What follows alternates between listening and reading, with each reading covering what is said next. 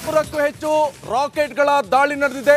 ಇರಾನ್ಗೆ ಗಂಭೀರ ಪರಿಣಾಮದ ಎಚ್ಚರಿಕೆಯನ್ನು ಈಗ ಅಮೆರಿಕ ಕೊಟ್ಟಿದೆ. ಮಧ್ಯಪ್ರಾಚ್ಯದ ರಣಭೀಕರ ಯುದ್ಧ ಕಾರ್ಮೋಡ ಆವರಿಸಿದೆ. ಇಸ್ರೇಲ್ ಮೇಲೆ 100ಕ್ಕೂ ಹೆಚ್ಚು ರಾಕೆಟ್ಗಳ ದಾಳಿಯಾಗಿದೆ. ನೋಡಿ, ಇಸ್ರೇಲ್ ಮೇಲೆ 100ಕ್ಕೂ ಹೆಚ್ಚು ರಾಕೆಟ್ ದಾಳಿ ಆಗಿದೆ. ಇರಾನ್ಗೆ ಈಗ ಗಂಭೀರ ಪರಿಣಾಮದ ಎಚ್ಚರಿಕೆಯನ್ನು ಕೊಟ್ಟಿದೆ. ಎನಿ ಟೈಮ್ ಇರಾನ್ನೇ ಉಡಿಸ್ ಮಾಡ್ತೀವಿ ಅಂತ ಈಗ ಅಮೆರಿಕ ಹೇಳ್ತಾ ಇರುವಂಥದ್ದು. ಯಾವಾಗ ಬೇಕಾದ್ರೂ ಏನ್ ಬೇಕಾದ್ರೂ ಆಗತ್ತೆ. ಈಗಾಗಲೇ ನಾವು ನೋಡಿದ್ವಿ, 1ನೇ ಮಹಾಯುದ್ಧ, 2ನೇ ಯುದ್ಧ, ಹಾಗಾದ್ರೆ 3ಕ್ಕೂ ಕೂಡ ಈಗ ರೆಡಿ ಆಗಿದೆ. ಹಾಗಾದ್ರೆ ಮಧ್ಯಪ್ರಾಚ್ಯದಲ್ಲಿ ರಣಭೀಕರ ಯುದ್ಧದ ಕಾರ್ಮೋಡ ಇದು. ನೋಡಿ, ಯಾವಾಗ ಏನ್ ಬೇಕಾದ್ರೂ ಆಗತ್ತೆ, ಹೇಳೋಕ್ಕಾಗಲ್ಲ. ಅದು ಕೂಡ ದೊಡ್ಡಣ್ಣ ಅಂತ ಕರೆಸ್ಕೊಳ್ಳುವಂತ ಅಮೆರಿಕ ಈಗ ಯುದ್ಧದ ಎಚ್ಚರಿಕೆಯನ್ನು ಕೊಟ್ಟಿದೆ. ಇದು ಈಗ ಎಲ್ಲ ದೇಶಕ್ಕೂ ಕೂಡ ಒಂಥರ ಸಂಕಟ. ಯಾಕಂತ ಹೇಳಿದ್ರೆ ಅಮೆರಿಕ ಕರೆ ಕೊಟ್ಟಿರುವಂಥದ್ದು, ಎಚ್ಚರಿಕೆ ಕೊಟ್ಟಿರುವಂಥದ್ದು, ವಾರ್ನ್ ಮಾಡಿರುವಂಥದ್ದು ವಿಶ್ವದ ದೊಡ್ಡಣ್ಣ ಅಂತ ಕರೆಸ್ಕೊಳ್ಳುವಂತ ಅಮೆರಿಕ ನಾಳೆ ಏನ್ ಬೇಕಾದ್ರೂ ಆಗ್ಬೋದು, ಹೇಳೋಕ್ಕಾಗಲ್ಲ. ಯಾಕಂತ ಹೇಳಿದ್ರೆ ಒಂದ್ ಕಡೆ ಇಸ್ರೇಲ್ ಕೂಡ ನಾವು ಯಾವುದಕ್ಕೂ ಕಡಿಮೆ ಇಲ್ಲ ಅಂತ ಹೇಳ್ತಿದೆ.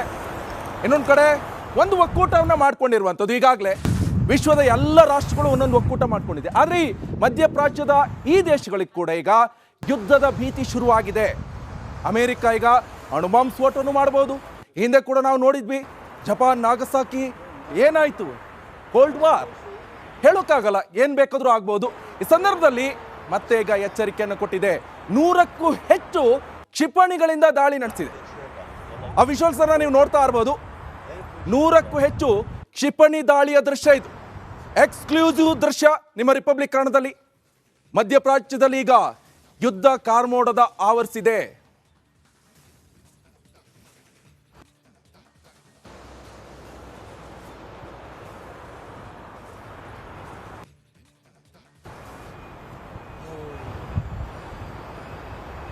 ಈಗಾಗಲೇ ನೀವು ಗಮನಿಸ್ತಾ ಇರ್ಬೋದು ವೀಕ್ಷಕರೇ, ಈಗಾಗಲೇ ದೃಶ್ಯದಲ್ಲೂ ಕೂಡ ನೀವು ನೋಡ್ತಾ ಇರ್ಬೋದು, 100ಕ್ಕೂ ಹೆಚ್ಚು ಕ್ಷಿಪಣಿ ದಾಳಿ ನಡೆಸಿರುವಂಥದ್ದು. 1ನೇ ಮಹಾಯುದ್ಧ ನೋಡಿದ್ವಿ, 2ನೇ ಯುದ್ಧ ನೋಡಿದ್ವಿ, 3ನೇ ಮಹಾಯುದ್ಧಕ್ಕೆ ಈಗ ಕೌಂಟ್ ಡೌನ್ ಶುರು ಆಯ್ತು. ಹಾಗಾದ್ರೆ ಇರಾನ್ ರಾಕೆಟ್ಗಳನ್ನ ಹೊಡೆದುರುಳಿಸಿದೆ. ಇಸ್ರೇಲ್ ರಾಕೆಟ್ಗಳನ್ನ ಹೊಡೆದುರುಳಿಸಿದ ಐರನ್ ಡೋಮ್, ಯಾಕಂದ್ರೆ ಇಸ್ರೇಲ್ ಅಲ್ಲಿ ಐರನ್ ಡೋಮ್ ಇದೆ. ಆಕಾಶದಲ್ಲೇ ಕ್ಷಣ ಮಾತ್ರದಲ್ಲೇ ರಾಕೆಟ್ಗಳು ಉಡೀಸಾಗಿವೆ. ಇದು ಇರಾನ್ ರಾಕೆಟ್ಗಳನ್ನ ಇಸ್ರೇಲ್ ಹೊಡೆದುರುಳಿಸಿರುವಂಥದ್ದು. ಇಸ್ರೇಲ್ ಒಂದು ಪ್ರಬಲವಾದಂಥ ಐರನ್ ಡೋಮ್ ಅನ್ನ ಇಟ್ಕೊಂಡಿರುವಂಥದ್ದು. ಐರನ್ ಡೋಮ್ ಏನು ಮಾಡುತ್ತೆ ಅಂತ ಹೇಳಿದ್ರೆ, ಬೇರೆ ಯಾವುದೇ ದೇಶದ ರಾಕೆಟ್ಗಳು ತನ್ನ ದೇಶಕ್ಕೆ ಅಂತ ಹೇಳಿದ್ರೆ ಇಸ್ರೇಲ್ ಮೇಲೆ ಅಟ್ಯಾಕ್ ಮಾಡುವಂತಹ ಸಂದರ್ಭದಲ್ಲಿ ಅದು ಆಕಾಶದಲ್ಲೇ ಹೊಡೆದುರುಳಿಸುವಂತ ಒಂದು ಪ್ರಬಲವಾದ ಶಕ್ತಿಯನ್ನು ಹೊಂದಿದೆ. ಇಸ್ರೇಲ್ ಇದನ್ನ ಕಂಡುಕೊಂಡಿದೆ. ಸೊ ಇದು ಈಗ ನಮ್ಮ ದೇಶಕ್ಕೂ ಕೂಡ, ಅಂದ್ರೆ ಭಾರತಕ್ಕೂ ಕೂಡ ಬರುವಂತ ನಿಟ್ಟಿನಲ್ಲಿ ಕೂಡ ಮೋದಿಯವರು ಟ್ರೈ ಮಾಡ್ತಾ ಇದ್ದಾರೆ. ಯಾಕಂತ ಹೇಳಿದ್ರೆ ಬೇರೆ ಬೇರೆ ದೇಶದ ಈ ಕ್ಷಿಪಣಿ ದಾಳಿ ಇರ್ಬೋದು, ರಾಕೆಟ್ ದಾಳಿ ಇರ್ಬೋದು, ಆ ದೇಶದ ಮೇಲೆ ಏನಾದರೂ ಸ್ಫೋಟ ಆಗ್ತಾ ಇರುವಂತ ಸಂದರ್ಭದಲ್ಲಿ ಅದು ಆಕಾಶದಲ್ಲೇ ಹೊಡೆದು ಉರುಳಿಸುವಂತ ಒಂದು ಚಾಕತ್ಯವನ್ನು ಹೊಂದಿರುವಂತ ಐರನ್ ಡೋಮ್ ಫುಲ್ ಕವರ್ ಆಗಿರುತ್ತೆ. ಇನ್ ಕೇಸ್ ಏನಾದರೂ ಮೇಲ್ಗಡೆಯಿಂದ ರಾಕೆಟ್ ದಾಳಿ, ಬೇರೆ ದೇಶದ ಏನಾದರೂ ರಾಕೆಟ್ ಇರ್ಬೋದು ಅಥವಾ ಬೇರೆ ಏನಾದರೂ ಕ್ಷಿಪಣಿ ದಾಳಿ ನಡೆಸ್ತಾ ಇರುವಂತ ಸಂದರ್ಭದಲ್ಲಿ ಅದು ಆಕಾಶದಲ್ಲೇ ಅದು ಸ್ಫೋಟವಾಗುತ್ತೆ, ಅಲ್ಲೇ ಅದು ನಿಷ್ಕ್ರಿಯಗೊಳ್ಳುತ್ತೆ. ಈಗ ಆಗಿದ್ದು ಅದೇ. ಇರಾನ್ ಈಗ ಇಸ್ರೇಲ್ ಮೇಲೆ ದಾಳಿ ಮಾಡ್ತಾ ಇದೆ, 100ಕ್ಕೂ ಹೆಚ್ಚು ರಾಕೆಟ್ ದಾಳಿ ಮಾಡ್ತಾ ಇದೆ. ಈ ಸಂದರ್ಭದಲ್ಲಿ ಆಕಾಶಕ್ಕೆ ದಾಳಿ ನಡೆಸಿರುವಂಥದ್ದು 100ಕ್ಕೂ ಹೆಚ್ಚು ಕ್ಷಿಪಣಿ ದಾಳಿ ಇದು. ಅದು ಕೂಡ ಇಸ್ರೇಲ್ ಮೇಲೆ ನಡೆಸ್ತಾ ಇರುವಂಥದ್ದು ಕೂಡ ನೀವು ಗಮನಿಸ್ತಾ ಇರ್ಬೋದು. ಐರನ್ ಡೋಮ್ ಇವೆಲ್ಲವನ್ನು ಕೂಡ ಈಗ ನಿಷ್ಕ್ರಿಯಗೊಳಿಸಿದೆ ಅನ್ನುವಂಥ ಅಪ್ಡೇಟ್ಸ್ ಲಭ್ಯವಾಗ್ತಾ ಇದೆ. ಒಂದು ಲೆಕ್ಕದಲ್ಲಿ ಮಧ್ಯಪ್ರಾಚ್ಯದಲ್ಲಿ ಯುದ್ಧದ ಕಾರ್ಮೋಡ ಸೃಷ್ಟಿಯಾಗಿದೆ. ಯುದ್ಧ ಆಗ್ಬಹುದು, ಆದರೆ ಯುದ್ಧದಿಂದ ಬೇರೆ ಬೇರೆ ದೇಶಕ್ಕೆ ಯಾವ ರೀತಿಯಾಗಿ ಪರಿಣಾಮ ಆಗುತ್ತೆ ನೀವು ಹೇಳ್ಬೋದು. ಏನ್ರಿ ಇರಾನಲ್ಲಿ ಆಗ್ತಾ ಇದೆ, ಇಸ್ರೇಲ್ ನಮ್ಮ ದೇಶಕ್ಕೇನಂತ? ನಮ್ಮ ದೇಶಕ್ಕೂ ಇದ್ರ ಮೇಲೆ ಪರಿಣಾಮ ಬೀರುತ್ತೆ. ಪೆಟ್ರೋಲ್ ಇರ್ಬೋದು, ಆಹಾರ ಧಾನ್ಯಗಳಿರ್ಬೋದು, ಕೊರತೆ ಎದುರಾಗುತ್ತೆ, ಎಲ್ಲ ರೇಟ್ ಜಾಸ್ತಿ ಆಗುತ್ತೆ. ಇದು ಕೂಡ ಒಂದು ಲೆಕ್ಕದಲ್ಲಿ ಪರಿಣಾಮಕಾರಿಯಾದಂಥ ಅಂಶ.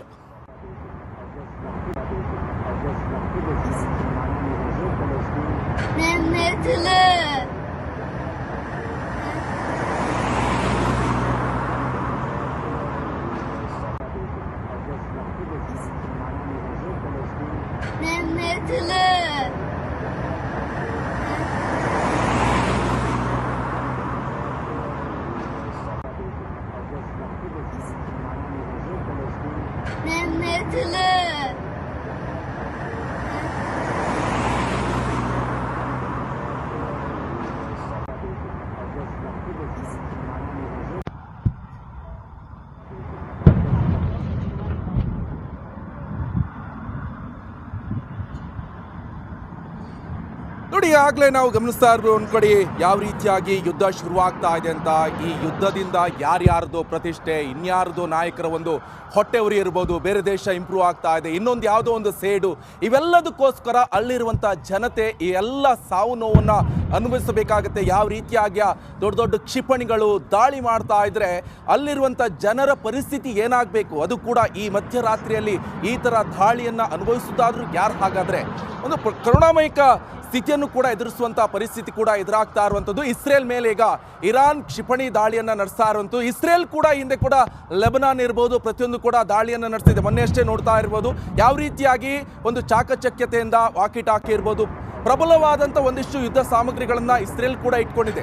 ಇನ್ ಕೇಸ್ ಇಸ್ರೇಲ್ ಮೇಲೆ ಏನಾದರೂ ದಾಳಿ ಆಗ್ತಾ ಇರೋ ಸಂದರ್ಭದಲ್ಲಿ ಅದನ್ನು ಯಾವ ರೀತಿಯಾಗಿ ನಾವು ಸೇಫ್ ಆಗಿ ನಮ್ಮ ಜನರನ್ನ ಕಾಪಾಡ್ಕೊಳ್ಬೇಕನ್ನುವಂಥ ನಿಟ್ಟಿನಲ್ಲಿ ಕೂಡ ಇಸ್ರೇಲ್ ಕೂಡ ಸಾಕಷ್ಟು ಪ್ರಯತ್ನವನ್ನು ಪಡ್ತಾ ಇದೆ. ಸೊ ಈ ಹಿನ್ನೆಲೆಯಲ್ಲಿ ಈಗ ಇಸ್ರೇಲ್ ಮೇಲೇ ಇರಾನ್ ದಾಳಿ ಮಾಡ್ತಾ ಇರುವಂಥದ್ದು ಸಾಕಷ್ಟು ಸಾವು ನೋವು ಸಂಭವಿಸುವಂಥ ಎಲ್ಲ ಸಾಧ್ಯತೆ ಕೂಡ ಆರಂಭ ಆಗ್ತಾ ಇದೆ. ಯಾಕಂತ ಹೇಳಿದ್ರೆ ಈ ಇಸ್ರೇಲ್ ಇರ್ಬೋದು, ಇರಾನ್ ಇರ್ಬೋದು, ಅಥವಾ ಅಮೆರಿಕ ಇದರಲ್ಲಿ ಇಂಟರ್ಫೇಲ್ ಆಗ್ತಾ ಇರುವಂಥದ್ದು. ಅಮೆರಿಕಕ್ಕೂ ಕೂಡ ಇಸ್ರೇಲ್ ಆಗಿ ಬರ್ತಾ ಇಲ್ಲ. ಯಾಕಂತ ಹೇಳಿದ್ರೆ ಬೇರೆ ಬೇರೆ ವಿಚಾರಕ್ಕೂ ಕೂಡ ಇಲ್ಲಿ ಇಸ್ರೇಲ್ ಹಾಗೆ ಅಮೆರಿಕ ವೈರತ್ವವನ್ನು ಬೆಳೆಸ್ತಾ ಇದೆ. ಯಾಕಂತ ಹೇಳಿದ್ರೆ ಇಸ್ರೇಲ್ ತನ್ನ ಮಾತನ್ನು ಕೇಳ್ತಾ ಇಲ್ಲ. ಅಮೆರಿಕ ಎನ್ನುವಂಥದ್ದು ತನ್ನ ಪ್ರತಿಷ್ಠೆಯನ್ನು ಬೇರೆ ಬೇರೆ ದೇಶಗಳಿಗೆ ತೋರಿಸುವಂಥ ಪ್ರಯತ್ನವನ್ನು ಮಾಡ್ತಾ ಇದೆ. ಆದರೆ ಅದು ಯಾವುದಕ್ಕೂ ಕೂಡ ಇಸ್ರೇಲ್ ಕಿವಿ ಕೊಡ್ತಾ ಇಲ್ಲ. ಈ ಹಿನ್ನೆಲೆಯಲ್ಲಿ ಅಮೆರಿಕವು ಕೂಡ ಇಸ್ರೇಲ್ಗೆ ವಾರ್ನ್ ಮಾಡಿರುವಂಥದ್ದು, ಇನ್ ಕೇಸ್ ನೀವೇನಾದರೂ ಬಾಲ ಬಿಚ್ಚಿದ್ರೆ ನಾವು ನಿಮ್ಮ ಮೇಲೆ ದಾಳಿಯನ್ನು ನಡೆಸಬೇಕಾದಂಥ ಅನಿವಾರ್ಯತೆ ಕೂಡ ಎದುರಾಗುವಂಥ ಎಲ್ಲ ಪರಿಸ್ಥಿತಿ ಇದೆ ಅಂತ ಈಗಾಗಲೇ ಕೂಡ ಅಮೆರಿಕ ಕೂಡ ಒಂದು ಎಚ್ಚರಿಕೆಯನ್ನು ಕೂಡ ಇಸ್ರೇಲ್ಗೆ ಕೊಟ್ಟಿರುವಂಥದ್ದು. ಎಲ್ಲವೂ ಕೂಡ ಈಗ ಮಧ್ಯಪ್ರಾಚ್ಯದಲ್ಲಿ ಇನ್ ಕೇಸ್ ಏನಾದರೂ ಯುದ್ಧ ಶುರುವಾಯ್ತಂತ ಹೇಳಿದ್ರೆ ಬೇರೆ ಬೇರೆ ರಾಷ್ಟ್ರದ ಮೇಲೂ ಕೂಡ ಪರಿಣಾಮ ಬೀರುತ್ತೆ. ಎರಡನೇ ಮಹಾಯುದ್ಧ 1939ರಿಂದ 1945 ತನಕ ನಡೆದಿದೆ. ಈ ದಾಳಿ ನಡೆಸಿರುವಂಥದ್ದು 100ಕ್ಕೂ ಹೆಚ್ಚು ಕ್ಷಿಪಣಿ ದಾಳಿ ಇದು. ಅದು ಕೂಡ ಇಸ್ರೇಲ್ ಮೇಲೆ ನಡೆಸ್ತಾ ಇರುವಂಥದ್ದು ಕೂಡ ನೀವು ಗಮನಿಸ್ತಾ ಇರ್ಬೋದು. ಐರನ್ ಡೋಮ್ ಇವೆಲ್ಲವನ್ನು ಕೂಡ ಈಗ ನಿಷ್ಕ್ರಿಯಗೊಳಿಸಿದೆ ಅನ್ನುವಂಥ ಅಪ್ಡೇಟ್ಸ್ ಲಭ್ಯವಾಗ್ತಾ ಇದೆ. ಒಂದು ಲೆಕ್ಕದಲ್ಲಿ ಮಧ್ಯಪ್ರಾಚ್ಯದಲ್ಲಿ ಯುದ್ಧದ ಕಾರ್ಮೋಡ ಸೃಷ್ಟಿಯಾಗಿದೆ. ಯುದ್ಧ ಆಗ್ಬೋದು, ಆದರೆ ಯುದ್ಧದಿಂದ ಬೇರೆ ಬೇರೆ ದೇಶಕ್ಕೆ ಯಾವ ರೀತಿಯಾಗಿ ಪರಿಣಾಮ ಆಗುತ್ತೆ ನೀವು ಹೇಳ್ಬೋದು. ಏನ್ರಿ ಇರಾನಲ್ಲಿ ಆಗ್ತಾ ಇದೆ, ಇಸ್ರೇಲ್ ನಮ್ಮ ದೇಶಕ್ಕೇನಂತ? ನಮ್ಮ ದೇಶಕ್ಕೂ ಇದ್ರ ಮೇಲೆ ಪರಿಣಾಮ ಬೀರುತ್ತೆ. ಪೆಟ್ರೋಲ್ ಇರ್ಬೋದು, ಆಹಾರ ಧಾನ್ಯಗಳಿರ್ಬೋದು, ಕೊರತೆ ಎದುರಾಗುತ್ತೆ, ಎಲ್ಲ ರೇಟ್ ಜಾಸ್ತಿ ಆಗುತ್ತೆ. ಇದು ಕೂಡ ಒಂದು ಲೆಕ್ಕದಲ್ಲಿ ಪರಿಣಾಮಕಾರಿಯಾದಂಥ ಅಂಶ.